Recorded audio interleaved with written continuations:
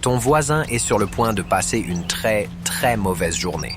Parce que cette chose qui grimpe sur leur toit est une fourmi. Et ce n'est pas n'importe quelle fourmi. Elle a la taille d'un bus scolaire. Ce n'est pas un film de monstre, c'est un problème de physique. Et c'est un problème que notre monde échouerait à résoudre, de manière spectaculaire, dans les 3 premières secondes. Commençons par le problème le plus immédiat, la gravité. L'univers a un sens de l'humour cruel, appelé la loi du carré cube. C'est simple. Quand tu agrandis quelque chose, son volume, et donc son poids, augmente beaucoup plus vite que sa surface, ou dans ce cas, la section transversale de ses pattes. Les pattes grêles d'une fourmi sont des miracles d'ingénierie pour sa taille. Mais si on agrandit cette fourmi à la taille d'un bus, son poids ne fait pas qu'augmenter, il se multiplie de manière exponentielle. La toute première fourmi de la taille d'un bus qui existerait ferait un pas. Et avec un bruit semblable à celui de 1000 arbres se brisant en même temps, son propre exosquelette se fracasserait. Elle s'effondrerait en un tas de chitine et de bouillie, victime de sa propre taille impossible. Ses 6 pattes, biomécaniquement parfaites pour une créature minuscule, ne pourraient pas supporter ne serait-ce qu'une fraction de sa nouvelle masse ridicule. Alors, crise évitée, n'est-ce pas? Notre problème de fourmi géante se résout de lui-même dans un craquement humide. Mais ce n'est pas drôle. Prétendons un instant que la physique décide d'être généreuse. Nous allons accorder à ces nouveaux titans des exosquelettes miraculeusement solides en fibres de carbone. Elles peuvent maintenant se tenir debout.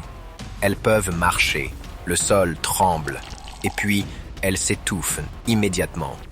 Tu vois, les insectes n'ont pas de poumons.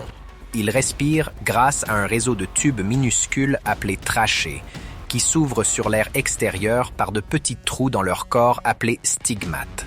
L'oxygène se diffuse simplement à l'intérieur. Ce système est incroyablement efficace pour une créature de quelques millimètres de long. Mais pour un mastodonte de 15 mètres, c'est une condamnation à mort. L'oxygène ne pourrait jamais voyager assez profondément ou assez vite pour alimenter ses muscles massifs. Notre fourmi géante chercherait un air qu'elle ne pourrait pas traiter et mourrait en quelques minutes. D'accord, très bien. Accordons-leur une dérogation pour ça aussi. Nous allons agiter notre baguette magique scientifique et installer un système respiratoire hyper efficace, quelque chose que la nature n'a jamais conçu. Alors maintenant, nous les avons, des milliards de chars vivants, respirants, de la taille d'un bus, qui marchent à travers le globe. Que nous arrive-t-il?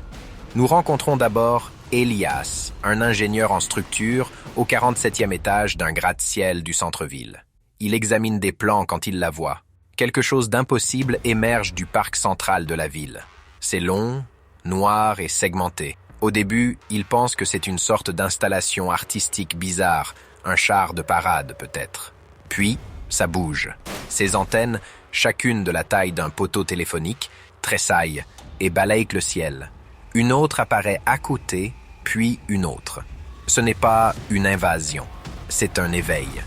Tu pourrais penser que leur premier réflexe serait de nous attaquer, de nous manger. Mais tu penses comme un humain. Les fourmis ne nous détestent pas. Elles ne nous remarquent même pas. Nous sommes complètement et totalement insignifiants pour elles. Leurs instincts anciens et implacables se déploient maintenant à une échelle qui déforme la face même de la planète. Leur principal instinct est de trouver de la nourriture. Une seule colonie de fourmis légionnaires peut compter plus d'1 million de membres. Maintenant, imagine 1 million de créatures de la taille d'un bus qui ont faim. Elles ne s'embêteraient pas avec des humains individuels. Elles marcheraient sur nos centres agricoles et consommeraient l'équivalent des récoltes d'États entiers en un seul après-midi. Les forêts disparaîtraient, non pas brûlées, mais mangées, laissant derrière elles un paysage stérile de souches et de terre. Le son serait un broiement constant à l'échelle planétaire. Et puis il y a leur force. Une fourmi normale peut soulever 50 fois son propre poids. Une fourmi de la taille d'un bus, avec notre physique magique, pourrait soulever un porte-avions entier et l'emporter. Mais elles ne le feraient pas. Elles utiliseraient cette force pour faire ce que les fourmis font de mieux, creuser. Nos villes, de leur point de vue, ne sont que des rochers aux formes étranges. La piste de phéromones d'une fourmi est son évangile.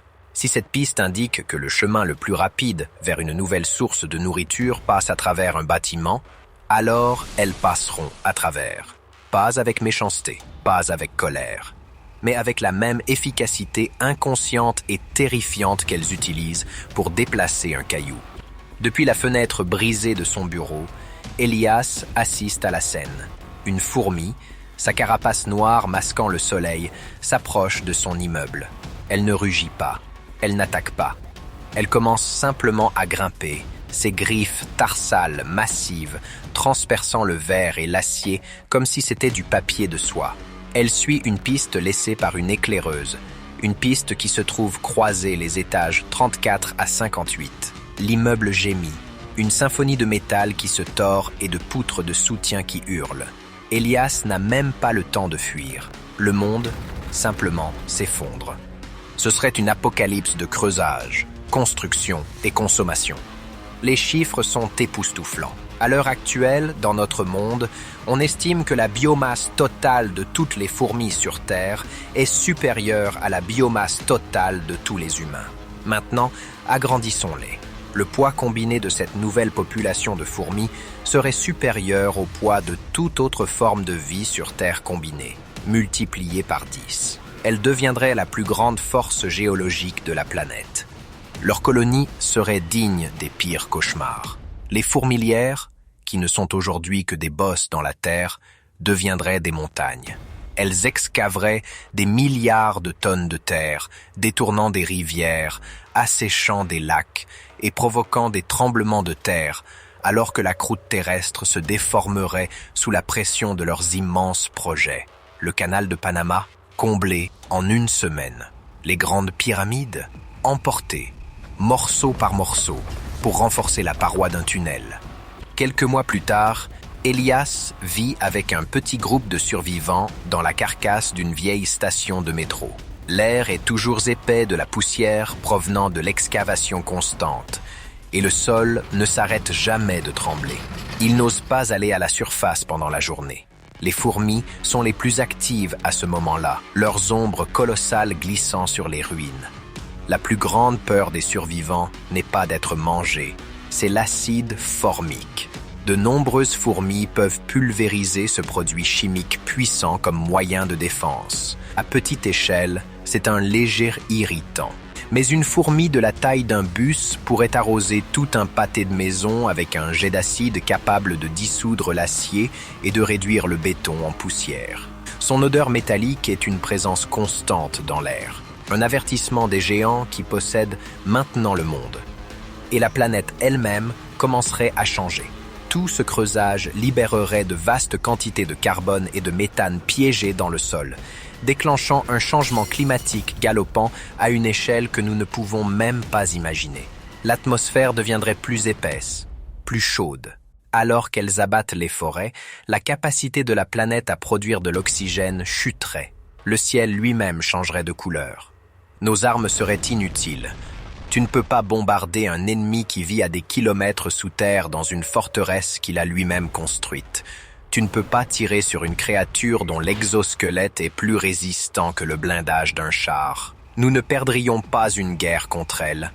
Nous serions une note de bas de page dans leur étude géologique. Un soir, Elias risque une sortie à la surface à la recherche de provisions. Il se tient sur un pont autoroutier effondré et la voit. Au loin, une nouvelle chaîne de montagnes perce le ciel brumeux et rouge. Elle est déchiquetée, artificielle et fourmillante de mouvement. C'est une fourmilière, une super colonie de la taille d'un continent qui s'étend des ruines de Denver à ce qui était autrefois l'océan Pacifique. Il réalise la terrifiante vérité. L'humanité n'a jamais été la cible. Nous étions juste sur le chemin. Notre civilisation était un fragile château de sable construit pendant le bref et calme après-midi, avant que les vrais propriétaires du monde ne se réveillent. L'ironie suprême, c'est que notre existence a toujours dépendu de la leur, simplement à une échelle que nous pouvions gérer. Les fourmis aèrent plus de sol, dispersent plus de graines, et nettoient plus de déchets organiques que n'importe quel autre groupe d'animaux. Elles sont les minuscules concierges invisibles, et les ingénieurs qui font tourner notre monde.